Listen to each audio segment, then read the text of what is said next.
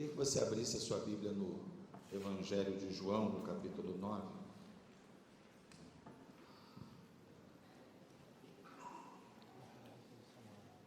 É muito bom estar aqui. Estou até meio emocionado.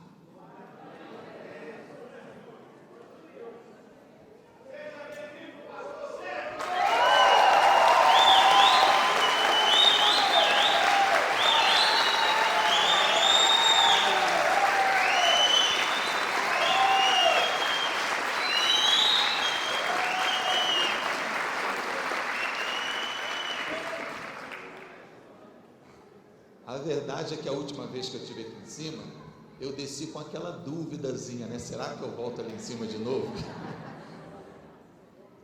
Sempre tem, né? Um pouquinho sempre tem, né?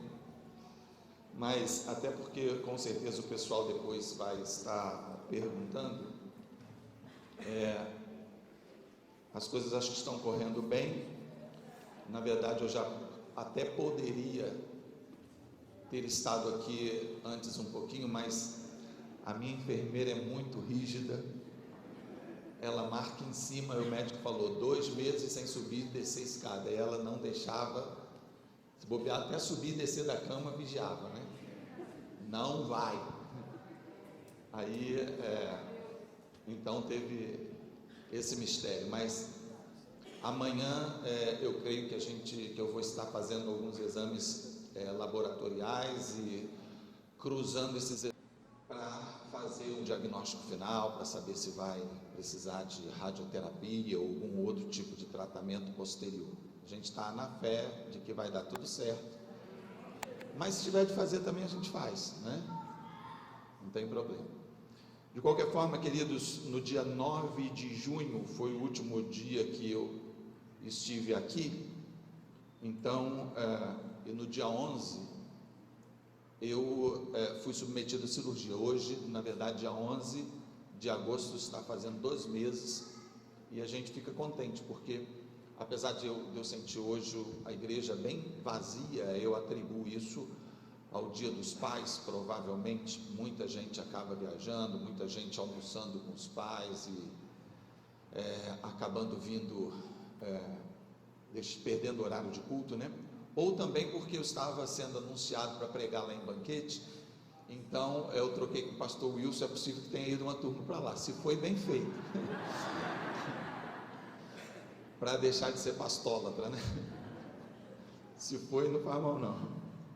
Então eu quero agradecer a igreja pelas orações, quero agradecer a igreja e aos pastores, a todos os obreiros, as pessoas que estiveram incumbidas de darem prosseguimento nesse período. É claro que eu ainda não estou voltando, eu estou retomando, para não cair em tentação. Eu nem trouxe a agenda hoje, viu? Então, caso você venha me procurar, eu vou orar por você, não tem problema nenhum, mas se Deus quiser, devagarzinho, a partir de agora a gente vai estar retornando. Fico contente porque nesses 2 meses, pelo menos aos domingos, 8 pessoas diferentes ministraram aqui, e nós teríamos outro tanto de pessoas para estarem ministrando, com certeza, e a gente com isso acaba crescendo, a gente com isso acaba vendo a graça de Deus sendo externada nas nossas vidas, e até aprendendo, porque a gente aprende que Deus faz a obra através da nossa vida e através da vida de outros também, que nós acreditamos que quando o Espírito Santo faz, quando ele age, é quase que indiferente a pessoa que está na linha de frente. Deus age e atua da mesma forma, não é verdade? Então a gente fica contente com isso. Eu vou estar compartilhando esse texto do capítulo 9 de João, mesclando com certeza algumas experiências também que nós tivemos nesses últimos 60 dias, para a nossa edificação, e penso que também para a edificação da igreja. Eu não vou falar muito tempo mesmo, até porque eu tenho feito já edições de ministrações do domingo à noite. Eu já tenho trabalhado, feito alguma coisa, eu fiz os informativos, preparei a minha parte do curso de capacitação de líderes, do curso online. Enfim, eu tenho já trabalhado em casa, e eu tenho percebido que os pastores têm falado um pouquinho menos. Então eu não vou estender não, para vocês voltarem domingo que vem, tá bom? Para ouvirem outra vez.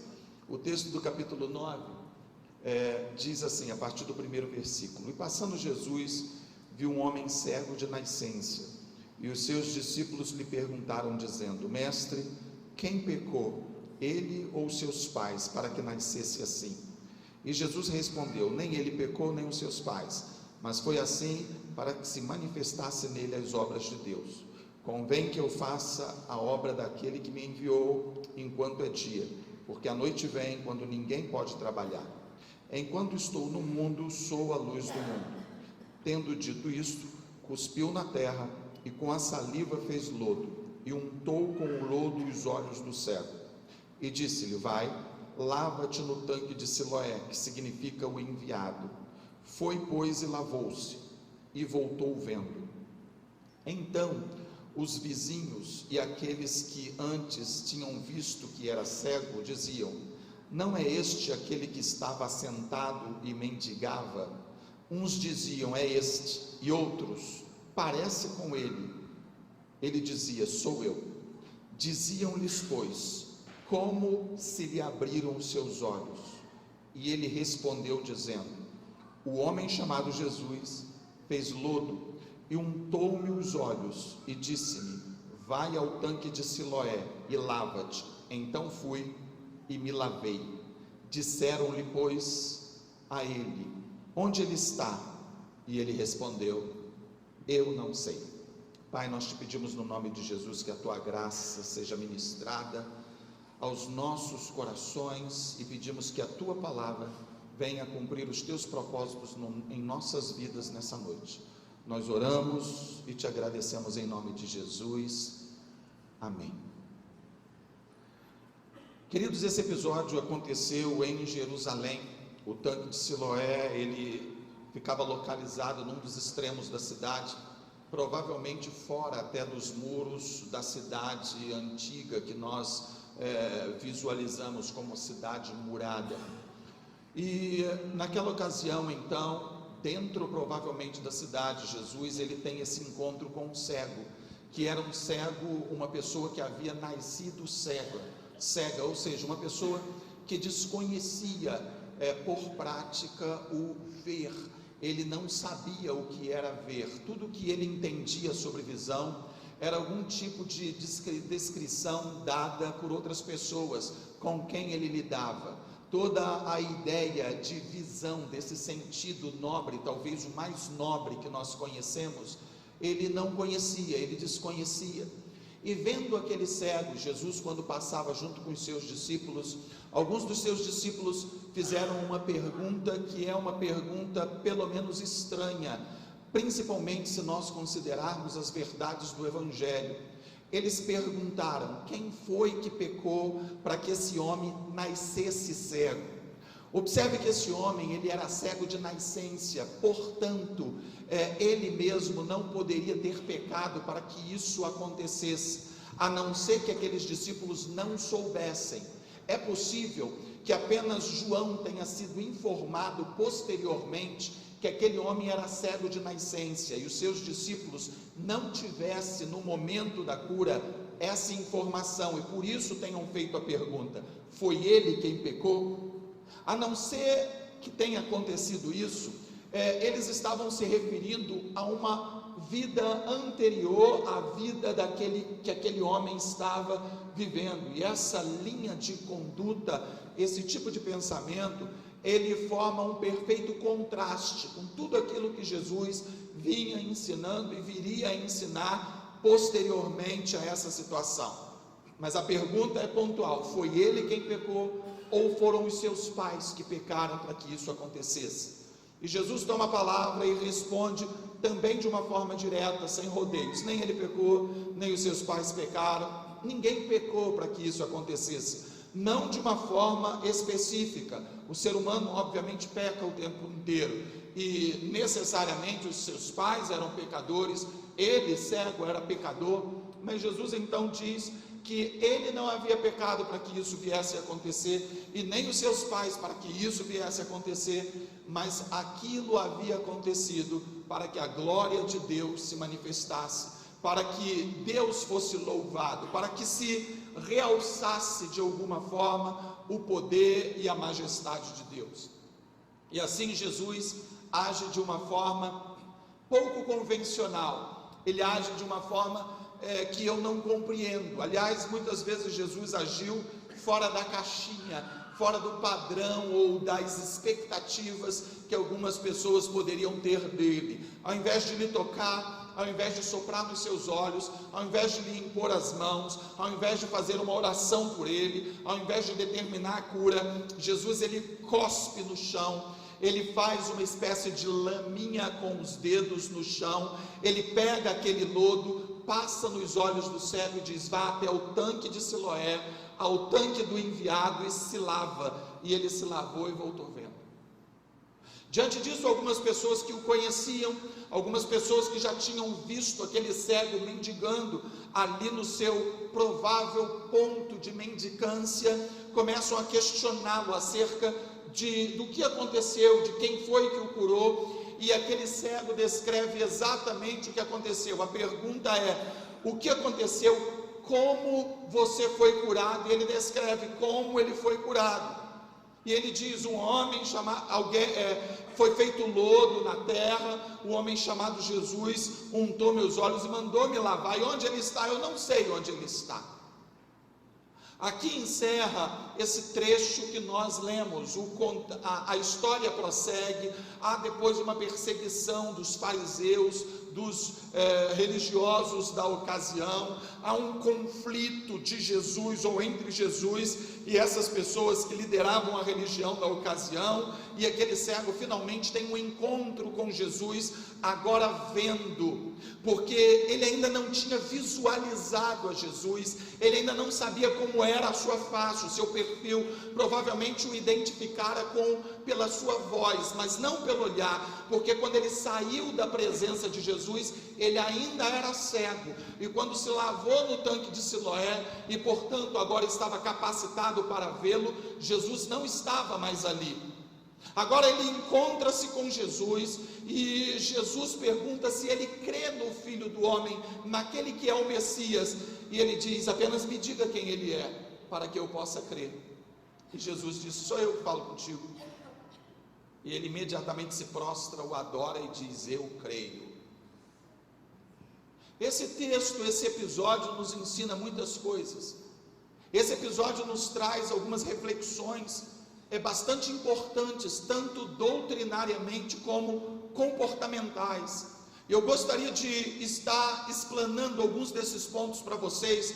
Obviamente nós seremos, como eu disse, breve, não pretendemos aprofundar em determinadas questões do texto, mas trazer alguns exemplos para as nossas vidas, algumas aplicações para as nossas vidas, de preferência aplicações práticas. E a primeira aplicação que eu, dentro do momento que eu estou vivendo, dentro do tempo que eu estou tendo na minha vida pessoal, eu observei que dentro desse contexto eu aprendo que nós não precisamos ter culpados para todas as situações. E esse é um gesto, um comportamento comum do ser humano. Quem pecou para que ele nascesse cego? Quem é o responsável por isso? Parece que as pessoas que estavam ali precisavam de um responsável. Tem que haver um culpado. Se algo deu errado, alguém causou isso. Se algo não funcionou, alguém botou a mão de uma forma indevida. Se algo não aconteceu, não ocorreu dentro do padrão determinado ou esperado por mim, alguma interferência externa houve para que isso se desencadeasse. Ou seja, tem que haver um culpado. Foi ele quem pecou? Observem que caso aqueles discípulos soubessem que aquele homem era cego de nascença, eles estavam aqui questionando não apenas a questão, o problema de alguém ter interferido com o pecado, mas eles estavam confrontando todo o escopo doutrinário das leis do Antigo Testamento, que nunca, em momento algum, apontaram para a possibilidade de uma reencarnação ou de uma possibilidade disso. Mas parece que era importante para eles descobrirem quem era o culpado, foi ele ou foram os pais? Porque para uma pessoa nascer cega, para uma pessoa nascer especial, para uma pessoa nascer deficiente, para uma pessoa ter um castigo como esse, é necessário que haja um culpado. Afinal de contas, Deus é justo, e se Ele é justo e perfeito, Ele não permitiria que uma pessoa sem pecado nascesse numa situação como essa. E observando essa ponderação dos discípulos e observando o nosso dia a dia, nós percebemos claramente que esse hábito que nós temos de levantar culpados ainda existe. Isso tem sido extremamente nocivo para a nossa prática cristã. Eu me lembro em 2011, quando, por ocasião da tragédia que abateu a região serrana, eu ouvi muitas coisas acerca disso. Eu recebi muitos telefonemas de pastores que não residem em Friburgo, que moram longe. E eu me lembro de uma ligação que eu recebi do norte do país, onde o pastor, as primeiras palavras dele foram: que juízo, pastor. Ou seja, houve um juízo de Deus sobre Nova Friburgo. Nova Friburgo e a região serrana é mais pecadora do que qualquer região do Rio, e mereceu isso. Que juízo. E aquelas palavras me fizeram na ocasião refletir: será que Nova Friburgo, Teresópolis, Petrópolis, Sumidouro, região serrana, merece mais um juízo de Deus do que São Paulo, Rio de Janeiro, Santos e demais localidades? Será que isso nos abateu por uma espécie de juízo e vingança divina? Será que foi isso mesmo que aconteceu? E eu ouvi pessoas levantarem culpadas. Os culpados foram os prefeitos anteriores, que permitiram obras serem construídas dessa forma. Os culpados foram determinados engenheiros que aprovaram obras onde não deveriam aprovar. Os culpados, eu ouvi até que os culpados foram os suíços, que penduraram uma cidade na serra. Porque tem que ter um culpado. E tem que ter um culpado para a minha vida, tem que ter um culpado na sua vida, quando algo não sai em conformidade com as nossas expectativas. Nós temos dificuldades de aceitar os propósitos de Deus para nós, e convivermos com algumas dificuldades e algumas situações adversas que sobrevêm sobre nós, e não entendendo que muitas delas são porque nós mesmos plantamos e semeamos, e outras por causa da fatalidade da vida, porque nós estamos vivendo em um mundo que jaz no maligno, e que quando nós aprendemos a não levantar culpados, nós murmuramos menos, e nós enfrentamos a adversidade pelo menos com mais dignidade. Nós enfrentamos a adversidade com postura mais cristã, que na verdade a primeira pessoa a inventar essa história de procurar culpados foi Adão, quando questionado, respondeu: foi a mulher que tu me destes, que mandou que eu comesse do fruto, ela me deu e eu comi. Ou seja, em última análise, a culpada era a mulher que Deus deu, a culpada era a mulher, o culpado era o próprio Deus, que deu uma peça com defeito de fabricação. Era essa a ideia adâmica. Quando nós não precisamos levantar culpados. Quando eu recebi, há cerca de 3 meses atrás, o meu diagnóstico, na verdade, eu cheguei em casa e o exame, o resultado já estava lá, e a Lene me entregou e perguntou: você não vai ler? Não, mas eu vou no médico. Eu li: não, mas eu já li. E ela já tinha pesquisado na internet, o Google é uma bênção, né? Então, ela me disse o que estava acontecendo. Eu falei: beleza, amanhã a gente vai ver isso.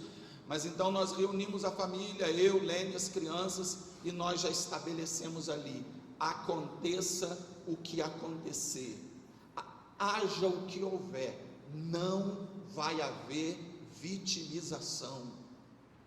Haja o que houver, não vai haver murmuração, porque nós somos crentes, porque nós cremos em Deus, e o nosso discurso precisa ser coerente, seja em qual for a situação e circunstância que nós estivermos vivendo. Então, aconteça o que acontecer, nós vamos passar por isso como crentes. E eu ministrei para eles que há 40 anos atrás, quando eu era ainda um garoto, Deus me presenteou com um milagre, e me deu um milagre, me fez viver mais 40 anos, e se porventura Ele viesse me recolher, estaria tudo certo, eu haveria realizado os propósitos de Deus para a minha vida, e eu não queria ninguém tentando se vitimizar, tentando culpar Deus, porque Deus não foi bom, porque Ele continua sendo bom o tempo inteiro. Você entende isso? O nosso discurso precisa ser coeso, o nosso cristianismo precisa ser coerente com o que nós pregamos, no momento da alegria ou no momento da adversidade, e nós precisamos tomar decisões, nós precisamos administrar as nossas decisões de uma forma correta, de acordo com o cristianismo que nós dizemos viver. E aí a nossa pergunta é: será que nós temos assumido as nossas responsabilidades e administrado de uma forma cristã aquilo que Deus nos permite vir até nós? Porque nós vemos muitos textos como esse na Bíblia. Na semana passada, a Mazinha esteve ministrando acerca do aleijado no tanque de Betesda. Você quer ser curado?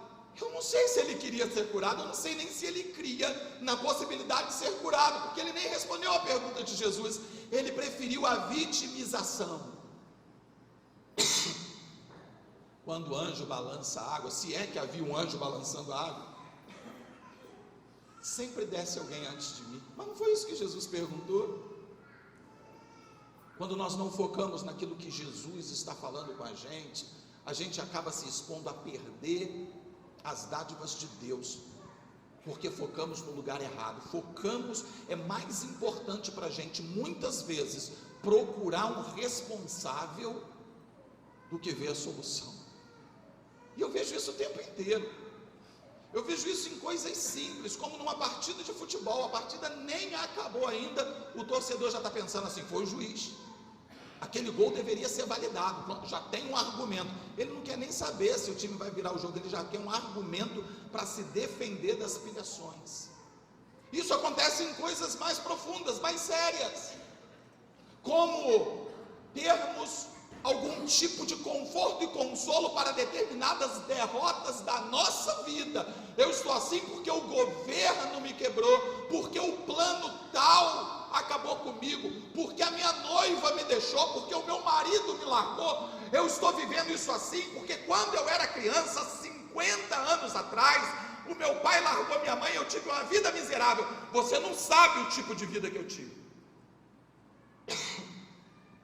Pois é, você vai continuar se vitimizando, sem nunca ser aquilo que Deus propôs para você, porque você tomou a decisão de procurar culpados, quando nós não precisamos de culpados. Nós precisamos levantar a cabeça e encarar todas as adversidades que vêm contra as nossas vidas. O segundo aprendizado que eu extraí desse texto, e eu de certa forma tive também determinadas experiências nisso nesses 2 meses, é que as obras de Deus se manifestam na nossa vida em detalhes, e muitas coisas acontecem conosco que estão fora dos nossos projetos, mas não fora dos projetos de Deus, para que a obra de Deus se manifeste. Quem foi que pecou? Foi ele ou seus pais? Não, isso aconteceu para que a obra de Deus se manifestasse. Mas por que ele era cego então? Para que a obra de Deus se manifestasse. E nós temos então pelo menos 2 formas de ver esse tipo de argumento, ou esse tipo de resposta de Jesus. A primeira forma de nós entendermos é justamente aplicando única e exclusivamente a esse texto. Aquele cego foi curado por Jesus e, portanto, a obra de Deus se manifestou especificamente na vida dele. Aquele cego pontualmente nasceu cego para que fosse curado naquele tempo e a obra de Deus se manifestasse nele. Então, se nós entendermos esse texto dessa forma, nós não poderíamos fazer dessas palavras de Jesus uma visão, uma linha de doutrina, porque evidentemente nem todos os cegos de nascença são curados por Jesus, nem todos que estão com um problema de saúde, que seja de alguma forma crônico, será efetivamente curado por Jesus, nem todo divórcio ou briga de casal terá como conclusão uma restauração, nem todo tipo de drama pessoal, de saga familiar estará sendo resolvida por Jesus. Mas nós podemos, de qualquer jeito, olhar para esse texto dessa forma. Nós podemos olhar para esse texto de modo a percebermos, a entendermos que aquele cego nasceu daquela forma para a glória de Deus. Mas há uma outra forma de ver isso. Nós podemos olhar que aquele cego nasceu cego para realçar a perfeição de Deus. A visão, como eu disse, é um sentido nobre.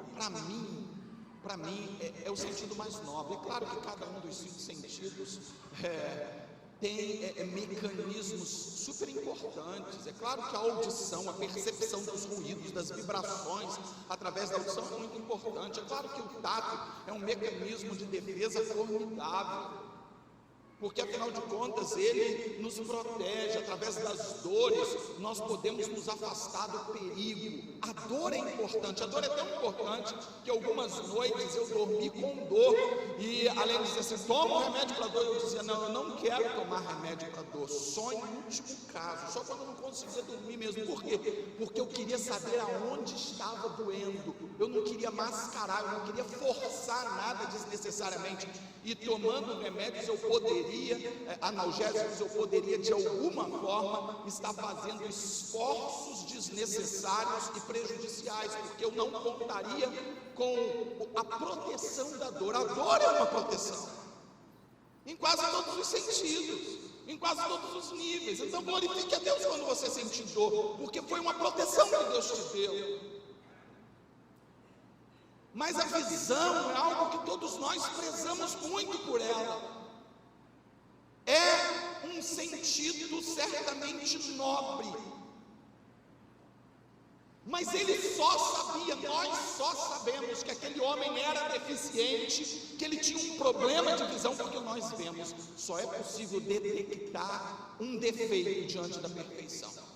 Só é possível detectarmos algo que está errado diante do certo. Só é possível glorificarmos a Deus por aquilo que é funcional, quando vemos o disfuncional.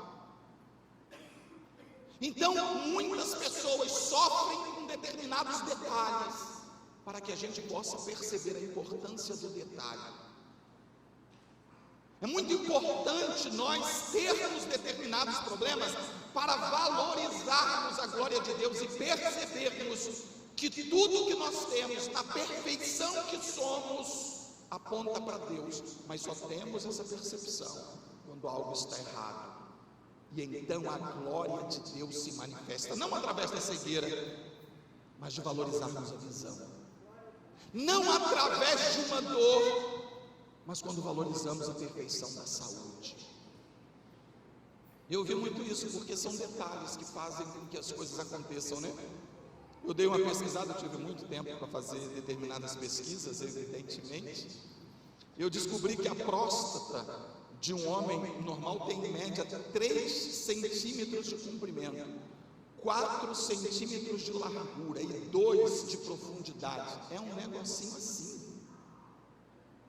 Pesa 20 gramas. O que a retirada de um negócio desse pode causar tanto problema? Mas causa. E quando causa esses problemas todos, eu vi, se manifestou em mim a obra de Deus. Eu vi a perfeição de Deus. A perfeição de Deus está nos detalhes. Todo profissional, quer seja de saúde, quer seja de qualquer outra área, sabe que a perfeição está nos detalhes. A diferença entre um craque de futebol e um jogador mediano são detalhes de coisas que ele consegue fazer e o outro não. A diferença entre um profissional liberal de excelência e outro que pertence à média está nos detalhes. A diferença entre um crente de excelência que faz a obra de Deus e faz com que as coisas aconteçam e andem através de sua vida, daquele que está perpetuamente na sua cadeira esperando o alimento diário e reclamando quando esse não vem, está nos detalhes. A diferença entre o bom e o medíocre, entre o excelente e aquilo que não presta muito, está nos detalhes. São os detalhes. E são os detalhes de Deus que apontam para a sua majestade, que manifestam a sua obra. Eu não conheço nada do mecanismo dos mecanismos do nosso organismo, mas eu não preciso saber e entender muita coisa para perceber que o corpo humano é uma máquina absolutamente perfeita.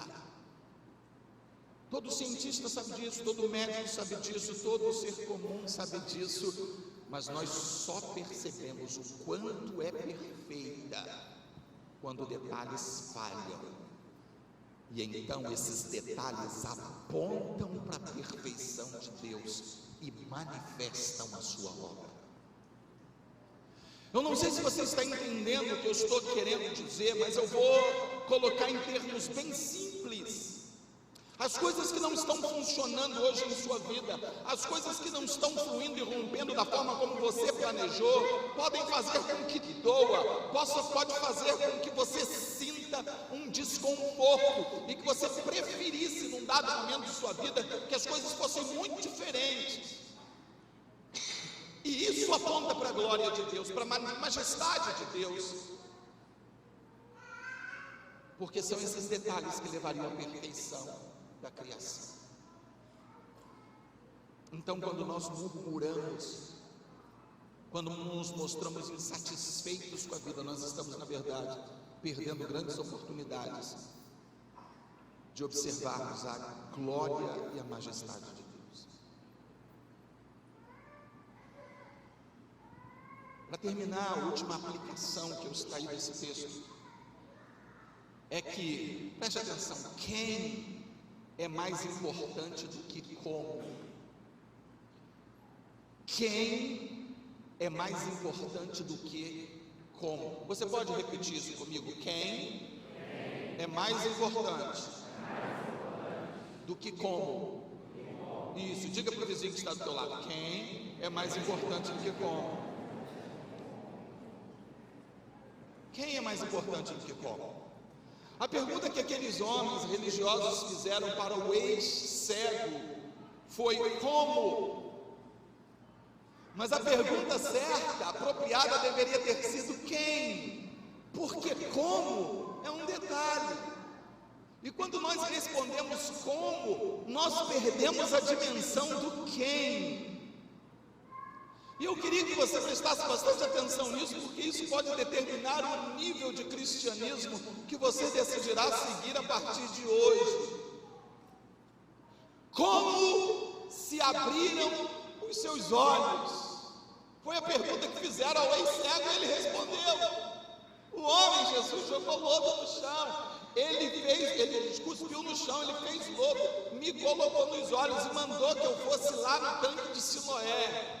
Queridos, poderiam chamar mais 100 cegos e todos os sacerdotes cuspirem no chão, fazer lodo, untar a cara dos sujeitos todo, mandar para o tanque de Siloé, para o de Betesda, para o Mar Vermelho, para o Mar Morto, para o Mar Mediterrâneo, enfim, e se banhar, e não aconteceria absolutamente nada, porque a questão não era como, era quem. E ele contou detalhadamente como, mas quando lhe perguntarem onde ele está, eu não sei. Ele sabia determinados detalhes que eram irrelevantes, mas ele não sabia o que interessava. Ele consegue ser curado de uma cegueira de nascença, mas ele não sabe onde está o homem que o curou. Ele sabe que o nome dele é Jesus, mas ele não sabe quem é Jesus, porque posteriormente que ele soube, através do questionamento do próprio Jesus: você acredita no Filho do Homem? Ele nem sabia quem era o Filho do Homem. Ele nem sabia quem era o Messias. Jesus falou: sou eu esse que fala contigo, então eu creio. E muitas vezes nós entendemos acerca de determinados detalhes, mas nós não entendemos o que realmente importa. Nós não compreendemos o que Deus fez e principalmente por que fez, não como, mas a pessoa de Deus nos escapou. Eu conheço muitas pessoas que foram agraciadas com muitos milagres, mas que provavelmente nós não veremos no céu. Talvez no inferno elas terão grandes histórias para contar. Eu fui curado de câncer. Olha, um dia eu fui atropelado, me arrebentei todo, mas Deus me curou. Olha, eu fui criado num lar evangélico. Os meus pais eram líderes e eles me criaram nas doutrinas do Senhor, mas um dia eu tive um desentendimento com fulano, eu saí, eu fiquei magoado, e hoje eu estou aqui com vocês no inferno. Por quê? Porque ficaram interessados, ficaram presos a detalhes que eram irrelevantes e não se importaram com aquilo que de fato interessava. A questão é que Deus faz, mas a forma como Ele faz, isso não é o mais importante. Deixa eu tentar ilustrar isso também para facilitar a nossa compreensão, através de uma percepção e uma diferenciação entre milagre de Deus e provisão de Deus. As duas coisas redundam no mesmo objetivo, mas são coisas diferentes. Deixa eu tentar, vamos usar inicialmente a Balbina como referência. Há muitos anos atrás, a Balbina, ela se apresentou com um problema muito grave na perna e houve a necessidade de uma intervenção sobrenatural ou cirúrgica, e nós como igreja fizemos uma campanha e compramos uma prótese, e ela fez a operação e colocou essa prótese. Deus agiu, Deus deu a ela outra vez a graça da mobilidade, através não de um milagre, mas de uma provisão, porque a igreja promoveu esse ato e deu. Mas isso não resolveu, porque aconteceram algumas situações que as coisas não ocorreram. Em um dado momento, depois de alguns anos numa cadeira de roda, num determinado evento cristão evangélico, um homem orou para ela, ela saltou da cadeira e nunca mais voltou para aquela cadeira. Ali houve o milagre de Deus. A provisão foi feita por Deus através da igreja, mas o milagre foi uma intervenção sobrenatural de Deus. Uma segunda ilustração para a gente entender diferenças entre uma provisão e um milagre. Eu gostaria de usar duas situações de assaltos distintos ocorridos, se não me engano, na cidade do Rio de Janeiro. Se não for, ninguém vai reclamar. Um homem cristão foi baleado. O ladrão, ou um tiroteio, eu não me lembro exatamente como foi a situação, mas uma bala perdida atingiu o seu peito. Mas na hora ele segurava, ele vinha da igreja e segurava a sua Bíblia no peito, e a bala pegou na Bíblia, e ela aprofundou apenas até alguns livros, e parou e foi retida na Bíblia. E aquele homem foi salvo. Ali houve uma provisão de Deus. Alguns poderiam argumentar: não foi um milagre, foi uma coincidência. Sim, é possível, mas eu opto pelo milagre. Na minha opinião, aquela Bíblia estava exatamente no lugar onde estava, porque Deus levantou a provisão. Mas é claro que pode não ter havido um milagre, pode ter sido uma coincidência, mas houve uma provisão, Deus livrou. Mas numa outra situação de um assalto ou de uma bala perdida, a bala entrou aqui aqui no peito do homem saiu atrás, ele tem a marca da bala entrando no peito e saindo nas costas, porém não atingiu o seu corpo. Como? Não há explicação para isso, houve um milagre. No primeiro caso, houve uma provisão, Deus providenciou um mecanismo para que a coisa acontecesse, o livramento viesse. No segundo caso, houve um milagre inexplicável, porque um projétil entra no peito, sai nas costas, as marcas estão na camisa, na frente e atrás, mas o homem está intacto. Houve um milagre, algo inexplicável, não há como está de alguma forma explicando isso. Nós poderíamos ilustrar isso de várias formas. Nós tivemos um episódio aqui há muitos anos atrás do Hugo, filho da Isene e do Conceição, do nosso irmão Júlio, e ele tinha um problema de nanismo e foi feita uma intervenção e ele tomou remédios e funcionou, e hoje ele é grandão. Foi uma intervenção de Deus que deu sabedoria a homens para criarem remédios, e ele tomou esses remédios e cresceu até mais do que devia. Cresceu na proporção de Deus. E pronto, Deus proviu, Deus providenciou. E nós tivemos uma situação do Henry, filho da Enilce, que teve um problema e foi diagnosticado com um problema em que ele não deveria mais andar, começaria a minguar os seus órgãos, os seus músculos, até que ele viria a óbito.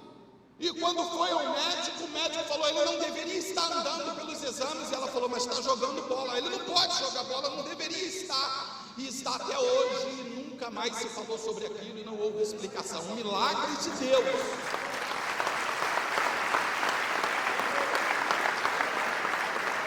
Uma intervenção, um milagre.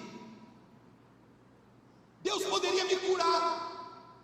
Deus poderia simplesmente falar para o médico assim, faz um outro exame, e ele faria um outro exame e dizer, a sua próstata está limpa, eu não entendo, não há nada, e eu não vou precisar operar. Deus teria feito um milagre, mas ele me operou, e tirou o que não prestava, e deu tudo certo, através da sua provisão.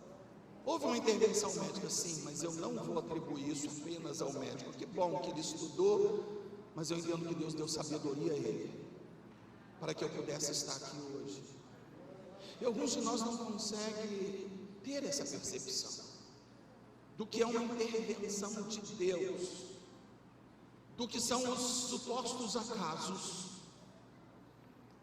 bem esclarecido pelo apóstolo Paulo, quando disse que todas as coisas concorrem juntamente para o bem daqueles que amam a Deus. Isso é provisão, todas as coisas concorrendo juntamente para o bem daqueles que amam a Deus. Eu acredito que muitos milagres, muitos livramentos que nós tivemos, nós só saberemos na eternidade. De uma bala que passou a um palmo da nossa cabeça e nós nunca soubemos e nunca saberemos. De um acidente do qual Deus nos livrou, porque nós optamos passar por um determinado trajeto ao invés de outro. São livramentos de Deus. É algo que Deus providenciou para a nossa segurança. Ou seja, o importante não é como Deus age na sua vida, mas é quem te proporcionou a vitória. Então eu não sei como foi o livramento, eu não sei como você chegou aqui hoje, eu não sei como você sobreviveu a todas as atrocidades, a todos os riscos, a todo o caos desse mundo, mas fato é que você está aqui, você chegou aqui, e isso é uma provisão de Deus. Não importa como ele agiu, como ele fez, não importa que se ele disse, fique curado, sobreviva, vença essa enfermidade, vença o caos, vença a calamidade, ou se ele simplesmente providenciou de uma forma quase natural, ou que você viu como natural a sua proteção, mas todos nós temos detalhes na nossa vida, na nossa história, que nos proporcionaram estar aqui, chegar até aqui, e foi Deus. Eu não preciso ter um milagre de cura sobrenatural para saber que Deus está na minha vida. Eu não preciso ter uma história para contar, que seja algo que as pessoas duvidem para saber que Deus está atuando em mim. Eu preciso apenas crer que Ele tem cuidado de mim e que todas as coisas cooperam juntamente para o bem daqueles que amam a Deus. Se Ele fez de novo e me curou, se Ele disse fique bom, isso é detalhe, não importa, o importante é quem me curou e onde Ele está agora. Isso é o que importa. E quando nós começamos a compreender isso, nós começamos a ver a vida de uma outra forma.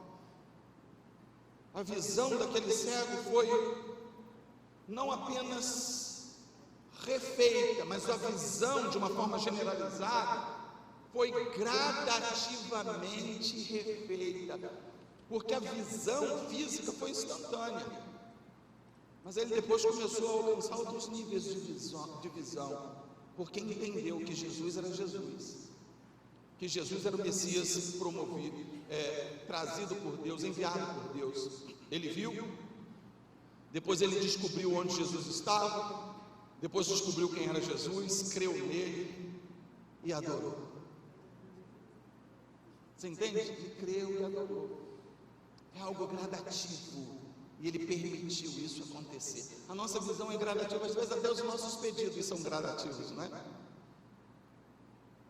Num primeiro momento eu pedi assim a Deus: Deus, eu quero sobreviver. Se eu vou ficar com algumas sequelas, não tem problema, mas eu quero sobreviver.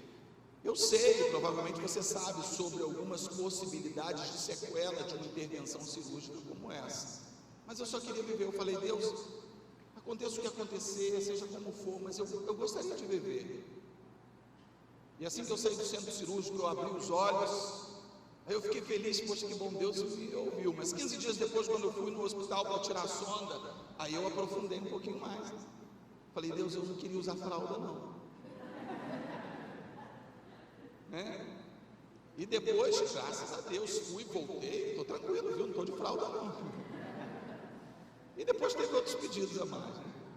Enfim, a gente vai aprofundando as coisas, a gente vai mergulhando naquilo que Deus tem nos dado, porque nós conhecemos os riscos, e nós temos que encarar os riscos da vida como riscos que existem.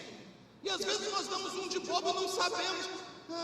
O risco da vida, não, viver é arriscado, amado, e nós precisamos estar cientes disso. E às vezes a gente pensa que, eu não sei, a primeira vez que eu voei, eu fui fazer um check-in, e então a pessoa que estava com atendimento lá no balcão da empresa aérea perguntou assim, um número de telefone para contato. E eu dei o número, e ela falou: de quem é esse número? Eu falei: meu. Aí ela: mas o seu não, tem que ser de outra pessoa. Por que não pode ser o meu? Porque você vai estar no avião. Sim, mas eu custei a entender. Estava tão empolgado, né? Vou passear de avião. Não, tem que ser de uma outra pessoa. Falei: anota então da minha mulher. Ela está aqui. Não, ela vai junto, não pode. Falei: cara, mas por que não pode? Tem que ser alguém que a gente possa fazer contato, entendeu? Em caso de algum. Aí eu entendi: caramba, ela está trabalhando com a possibilidade do avião cair. E eu fiquei muito desesperado. Falei: meu Deus, como que é isso? Mas eu não sabia que há a possibilidade de um avião cair. Todo mundo sabe. Eu fiquei naquela preocupação. Aí você começa a ter preocupação: eu vou dar o telefone de quem? Uma pessoa vai, imagina uma pessoa atender um telefone e falar: o avião que o fulano estava caiu. A pessoa morre junto, se não tiver estrutura emocional. Eu depois eu acostumei, boa ideia. Aí agora é mole, eu chego no check-in, pergunto: número 25, 23, 29, 95. Anota aí: Lisete Maria, minha sogra. Eu vou, mas ela vai junto. Cara, vocês são maldosos, sabia? É porque eu não abro mão dela junto comigo. Eu quero ir para o céu, mas eu quero ela junto comigo, Não tem aquela história que até que a morte nos separe. Eu não quero sair de perto dela nem na morte. Aqui é igual Noemi, não é? E Ruth. Fica rindo aí. Então, assim, de qualquer forma, nós sabemos dos riscos. Não é verdade? Nós sabemos dos riscos de viver, dos os riscos de sobreviver, mas quando algo ruim nos acontece, nós somos tentados a perguntar assim: por que eu? O vizinho pode, porque você é melhor do que o vizinho. Por que comigo? Com um estranho pode, porque com parente meu, porque o teu parente é melhor do que quem quer que seja. Nós estamos num mundo que jaz no maligno e nós precisamos entender e aceitar a percepção real de mundo. E eu quero terminar, amarrar isso com uma aplicação, uma ilustração muito simples. Tente imaginar que você comprou um pacote para umas férias num hotel de 5 estrelas, num resort. E quando você fez a pesquisa na internet, o lugar era simplesmente espetacular. No Caribe, pensa assim, num lugar espetacular. E você compra aquele pacote e vai. Quando você chega lá, você está em frente a uma praia de água muito turva e numa pousada simples.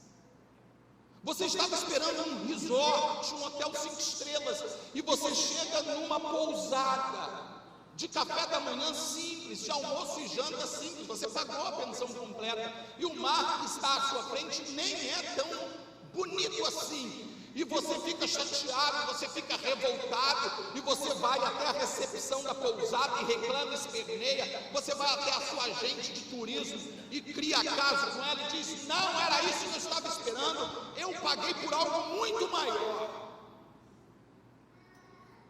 Mas vamos supor que você na verdade foi convocado para uma guerra, e você faz a sua mochila e você vai para a sua guerra, e te metem então num carro de guerra, num jipe, e te levam para um lugar. E quando chega no acampamento, você tem uma surpresa. O acampamento é essa pousada. Você está numa pousada com café da manhã, almoço, janta, de frente para o mar, com uma cama só para você. Você vai ficar muito feliz. Você vai dizer: cara, eu esperava que eu fosse dormir numa tenda junto com um monte de homem fedorento. Eu pensei que eu fosse ficar acampado no meio do mato. Eu estou numa pousada legal, uma pousada direitinha de frente para o mar. A pousada é a mesma, o que mudou foi a sua expectativa. E é isso que tem acontecido comigo e com você. Nós estamos com expectativas erradas de cristianismo, estamos com uma expectativa errada de vida, porque falaram para a gente, alguns líderes evangélicos, alguns pastores, alguns apóstolos nos enganaram e disseram que estávamos num parque de diversões, mas Jesus disse que estamos num campo de batalha.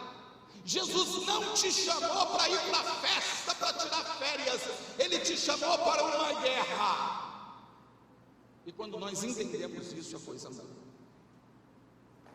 Jesus disse assim: quem quiser vir após mim, negue-se a si mesmo e tome a sua cruz diariamente e siga-me.